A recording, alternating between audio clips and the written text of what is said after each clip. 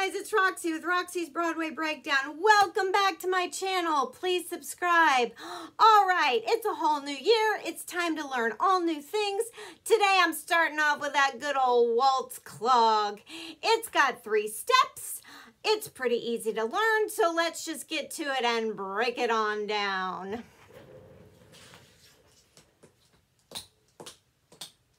All right, a Waltz Clog looks like. All right, so it is meant to stay light and up on your toes. You don't put those heels down.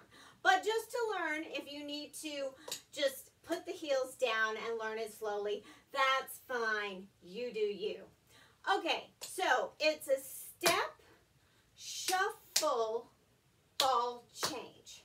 So if you're stepping on your right, you're going to shuffle with your left and ball change on your left. All right? So those are your 3 steps. Step, shuffle, ball change.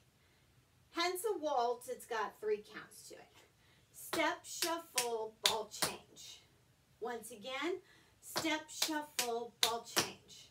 One more time. Step, shuffle, ball change. To the left, same thing.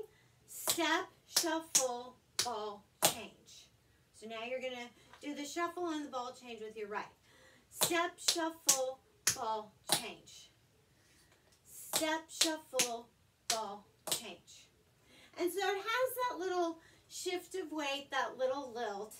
Step, shuffle, ball, change. Step, shuffle, ball, change.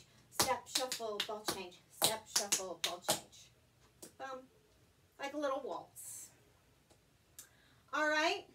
So now if you wanted to try it up on your toes and not feel so heavy with it, don't put those heels down. Here we go. Step, shuffle, ball, change. Step, shuffle, ball, change. Step, shuffle, ball, change. Step, shuffle, ball, change. And if we want to go a little faster, here we go.